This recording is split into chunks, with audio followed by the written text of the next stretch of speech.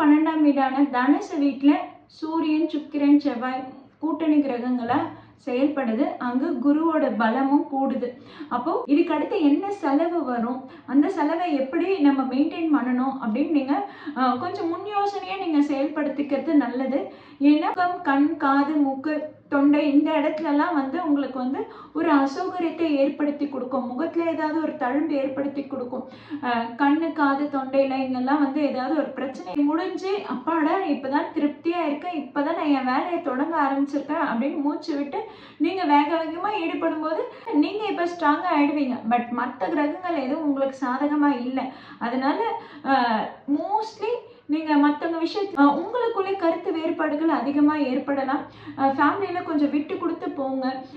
அதே மாதிரி ஃபினான்ஷியலாகவும் சரி. மீனாட்சி ஜோதிட நேயர்கள் அனைவருக்கும் வணக்கம். ஆத்ம நமஸ்தே. நம்ம ஒவ்வொரு மாதமும் ராசி பலன்கள் பார்த்துட்டு வரோம். கடந்த ஓராண்டு காலமாக என்னுடைய ராசி பலன்கள் துல்லியமாக இருக்குன்னு எனக்கு பல பேர் எனக்கு மெசேஜ் அனுப்பிட்டு இருக்கீங்க, கால் பண்ணி ப்ரெடிக்ஷன் கேட்டுட்டு இருக்கீங்க. உங்கள் எல்லாருக்கும் என்னுடைய மனமார்ந்த நன்றி. அதே மாதிரி இந்த மாதமும் சில முக்கிய கிரகங்களோட நிகழ்வு மாற்றம் ஏற்பட்டிருக்கிறதுனால ஒவ்வொருத்தருக்கும் ஒவ்வொரு நிகழ்வுகள் நடைபெறும். அது எந்த ராசிக்கு எந்த மாதிரியான பலன்கள் கொடுக்க போகுதுன்னு தான் பார்க்க போகிறோம். மகர ராசினர் இந்த டிசம்பர் மாதத்தை பொறுமையாக கடந்து போகிறது தாங்க நல்லது. உங்கள் ராசி அதிபதி சனி வக்ர நிவர்த்தி அடைந்து பலமாக இருந்தாலுமே உங்களுக்கு மற்ற கிரகங்களோட அமைப்புகள் சாதகமாக இல்லைன்னு தான் சொல்லணும். உங்களுக்கு 12ஆம் வீடான தனுசு வீட்டில் சூரியன், சுக்கிரன், செவ்வாய் கூட்டணி கிரகங்களா செயல்படுது. அங்கு குருவோட பலமும் கூடுது. அப்போ 12ஆம் இடம் ரொம்பவே பலமா இருக்குது. அது உங்களுக்கு பலவீனத்தை தான் ஏற்படுத்தும். அதே மாதிரி பார்த்தீங்கன்னா உங்களுக்கு 2ஆம் இடத்துல ராகு இருக்கிறாரு, உங்களுக்கு 8ஆம் இடத்துல கேது இருக்கிறாருன்னும் போது குடும்பத்துல நீங்க கொஞ்சம் விட்டு கொடுத்து போகணும். குடும்பத்துல நீங்க அனுசரிச்சு போறது ரொம்பவே நல்லது. உங்களுக்கு தன வரவு அதிகமா இருந்தாலுமே 12ஆம் இடத்துல கூட்டு கிரகங்கள் இருக்கிறதுனால உங்களுக்கு செலவுகள் அதிகமாக ஏற்படுத்தி கொடுக்கும். ஸோ உங்கள் செலவுகளை பட்ஜெட் போட்டு நீங்கள் பணத்தை எடுக்கிறது ரொம்பவே நல்லதுங்க. எதுக்கு எவ்வளோ செலவு பண்ணணும், இதுக்கு அடுத்து என்ன செலவு வரும், அந்த செலவை எப்படி நம்ம மெயின்டைன் பண்ணணும் அப்படின்னு நீங்கள் கொஞ்சம் முன் யோசனையாக நீங்கள் செயல்படுத்திக்கிறது நல்லது.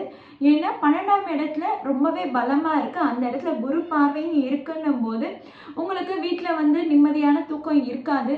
நைட்டில் அசௌகரியங்கள் ஏற்படும். அதே மாதிரி நிறைய பேர் ட்ராவல் பண்ணுவீங்க. மகர ராசினருக்கு இந்த மாதம் ட்ராவலை தவிர்க்கவே முடியாது. நிறையவே பயணம் மேற்கொள்வீங்க.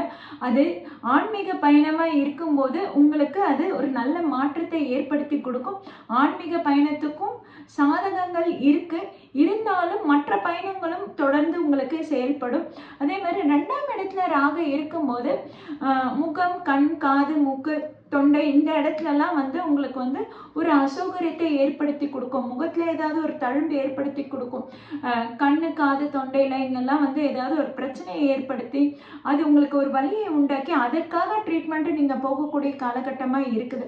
அதனால மகர ராசியினருக்கு ஏதாவது கண்ணு பிரச்சனையோ இல்லை காது பிரச்சனையோ தொண்டை பிரச்சனையோ ஏதாவது இருக்குது, இல்லை சுவாச குழாயில் ஏதாவது பிரச்சனை இருக்குது, சரியாக ப்ரீத் பண்ண முடியல அப்படின்னா உடனே நீங்கள் டாக்டரை போய் கன்சல்ட் பண்ணுறது பெட்டருங்க. 2ஆம் இடத்துல ராகு இருக்கும்போது கண்டிப்பாக உங்களுக்கு முகத்தில் சின்ன சின்ன தழும்புகள் ஏற்படும். அதனால் நீங்கள் ஏதாவது பிம்பிள்ஸ் வருது, ஏதாவது கட்டி வருதுன்னா அது என்ன ஏதுன்னு சொல்லிட்டு நோண்டி பார்த்து கையை வச்சு அதை கஷ்டப்படுத்தாதீங்க. அப்புறம் முகமே ரொம்ப அவலட்சணமாக ஆகிடும். அதனால் உங்கள் முகத்தை பத்திரமா பாதுகாக்கிறதுக்கு நீங்கள் அதுக்கான முயற்சிகளை எடுங்க. கையை வச்சு நீங்கள் அதை டிஸ்டர்ப் பண்ணிடாதீங்க. அதே மாதிரி 8ஆம் இடத்துல கேது இருக்கணும் போது வண்டி வாகனத்தில் ரொம்பவே கவனமாக இருக்கணும். ஸ்லிப் ஆகிறதுக்குடைய சான்சஸ் அதிகமாக இருக்குது. வேகமாக வண்டி ஓட்டிகிட்டு போகிறேன், டைம் ஆகிடுச்சு அதனால நான் சீக்கிரமாக போகிறேன்னு சொல்லிட்டு நீங்கள் வண்டியில் அவ்வளோ வேகமாக போனீங்கன்னா அது உங்களுக்கு ஆக்சிடென்ட்டு, பிரச்சனைகள், உடல் பிரச்சனைகள்னு ஏற்படக்கூடிய சான்சஸாக இருக்குது. ஸோ இந்த மாதம் எந்த கிரகங்களுமே உங்களுக்கு சாதகமாக இல்லைன்னும் போது நீங்கள் கொஞ்சம் கவனமாக தான் இருந்துக்கணும். உங்களுடைய பலம் கூடுது. அதாவது என்னென்னா 7 சனி முடிஞ்சு அப்பாடா இப்போதான் திருப்தியாக இருக்கேன், இப்போதான் நான் என் வேலையை தொடங்க ஆரம்பிச்சிருக்கேன் அப்படின்னு மூச்சு விட்டு நீங்கள் வேக வேகமாக ஈடுபடும் போது கடந்த ஜூலை மாதத்தில் சனி வக்ரகதியை அடைஞ்சிட்டாரு. சனி வக்ரகதி அடைஞ்சோன்னு உங்களுக்கு பலம் இழந்த மாதிரி தான் நீங்கள் ஃபீல் பண்ணியிருப்பீங்க. என்னடா இது கடகடன் சுறுசுறுப்பாக வேலை செஞ்சுட்டே இருந்தோம், ஆயிடுறோம், சனி வக்ரம் ஆனவுடனே பலம் இழந்த மாதிரி மந்தமாக செயல்படுறோமே.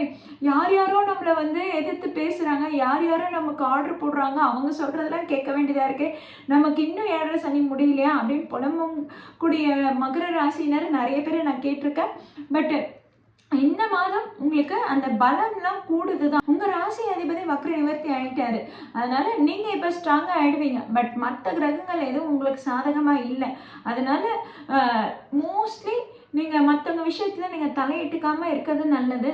ஃபேமிலி பற்றிய விஷயத்த நீங்கள் வெளியே பகிர்ந்துக்காம இருக்கிறது நல்லது. உங்கள் வார்த்தையில் கொஞ்சம் கவனமாக இருக்கணும், உங்கள் பேச்சில் நீங்கள் கொஞ்சம் கவனமாக இருந்துக்கணும்.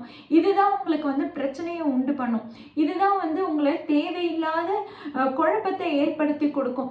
உங்கள் வார்த்தையால் தான் உங்களுக்கு பிரச்சனை வரும், உங்கள் வார்த்தை தான் உங்களுக்கு எதிரி. அப்படின்னும் போது நீங்கள் அதிகம் பேசுறதை தவிர்த்துக்கிறது நல்லது.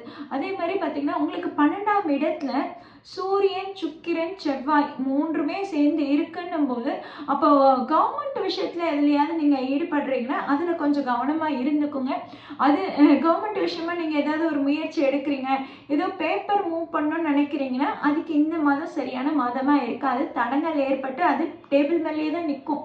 அது வந்து நெக்ஸ்ட் லெவலுக்கு நெக்ஸ்ட் இதுக்கு மூவ் ஆகாமல் டேபிள் மேலேயே தான் இருக்கும்.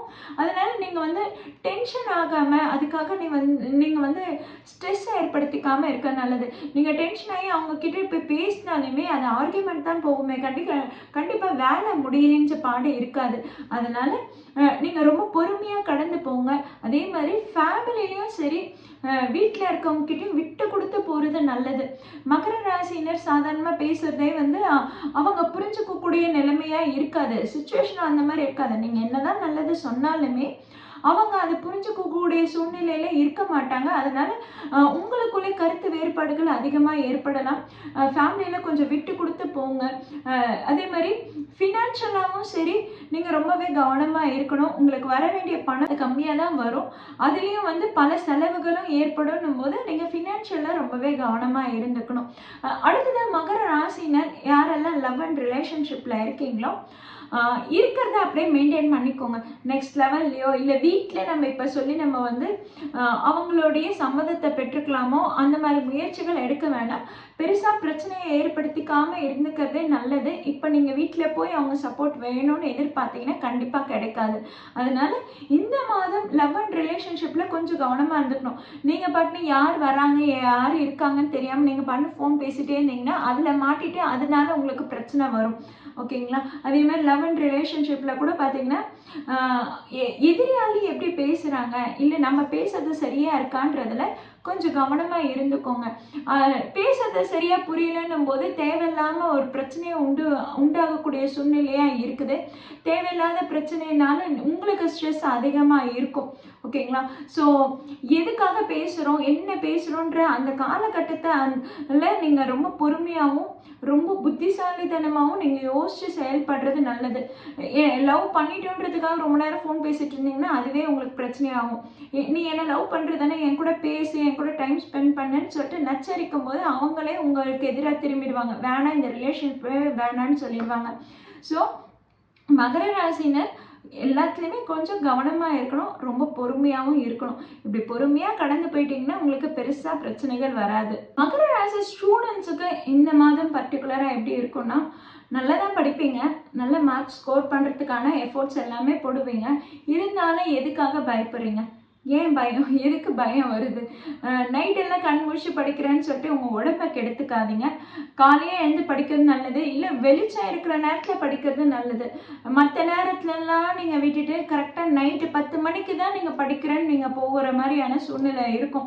நைட்டு 10 மணிக்கு நான் போய் படுக்கிற நேரத்தில் போய் படிக்கிறேன்னு சொல்லும்போது வீட்டிலேருந்து உங்களுக்கு எதிர்ப்புகள் வரும். அதனால் டைம் இருக்கும்போது படிச்சுக்கோங்க. நைட் டைமில் படிக்கிறேன்னு சொல்லிட்டு உங்கள் உடல்நிலையை கெடுத்துக்காதீங்க. அதே மாதிரி நைட் டைமில் படிக்கிறேன்னு சொல்லிட்டு என்ன பண்ணுவீங்கன்னா தூங்கிடுவீங்க. காலையிலேருந்து ஆட்டம் போட்டுட்டு டயர்ட் ஆகிட்டு அதுக்கப்புறம் படிக்க போகிற 5வது நிமிஷம் உங்கள் தூக்கம் வருதுன்னு தூங்கிடுவீங்க. அதனால் படிப்பில் கொஞ்சம் கவனம் செலுத்துங்க. அதே மாதிரி ஓவர் திங்க் பண்ணாதீங்க. ஓவர் திங்க் பண்ணி நீங்கள் வந்து எழுதுனது கரெக்டாக இல்லையா, இல்லை நம்ம படித்தது வந்ததா இல்லையா, இது வருமா அது வருமானு சொல்லிட்டு டைமை வேஸ்ட் பண்ணாதீங்க. ஓவர் திங்க் பண்ணி டைம் வேஸ்ட் பண்ணாதீங்க. மற்றபடி மகர ராசினர் கூடுதல் விழிப்புணர்வோடு பொறுமையோடு இருந்தால் இந்த மாதத்தை வெற்றிகரமாக கடந்துடலாம்.